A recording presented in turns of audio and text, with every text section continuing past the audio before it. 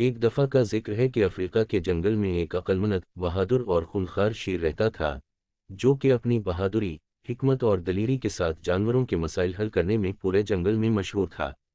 ایک کڑکتی دھوپ والے دن ایک معصوم بکری شیر کے علاقے میں داخل ہو گئی۔ یہ بکری بہت بہادر اور سمجھدار تھی، اور اپنی دوسری بکریوں کے لیے ہمیشہ نئی جگہیں تلاش کرنے کے لیے بے چین رہتی تھی۔ اسے معلوم نہیں تھا کہ وہ خطرناک شیر کے علاقہ میں آ چکی ہے۔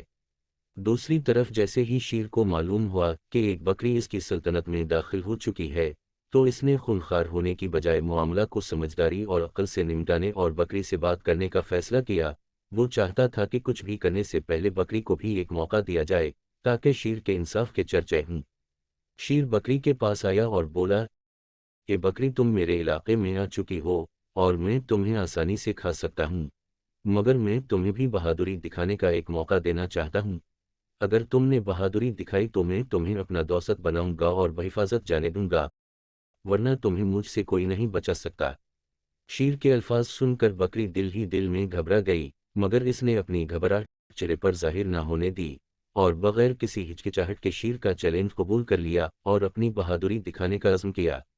شیر نے پہلا امتحان لیتے ہوئے بکری کو درخت پر چڑھنے کو کہا، جس پر بکری بجلی کی سی تیزی کے ساتھ اونچے درخت پر چڑھ گئی۔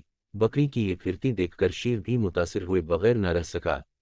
شیر نے دوسرے امتحان میں بکری کو ایک تیز بہنے والے دریا میں تیرنے کی شرط رکھی، جسے قبول کرتے ہوئے جھٹ سے بکری نے دریا میں چھلانگ لگائی، اور دیکھتے ہی دیکھتے اس نے دریا کی بکھری ہوئی موجوں کو بھی پار کر لیا۔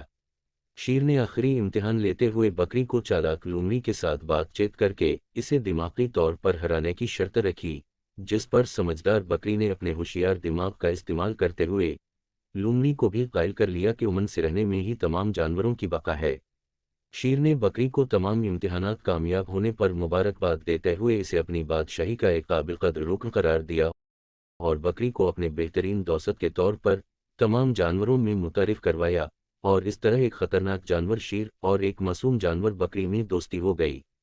دیکھتے ہی دیکھتے شیر اور بکری کی دوستی پورے افریقہ کے تمام جنگلوں میں مشہور ہو گئی۔ باقی جانوروں نے بھی اس بہترین مثال کو اپنایا، اور جنگل کے تمام جانور آپس میں پیار اور محبت سے رہنے لگے۔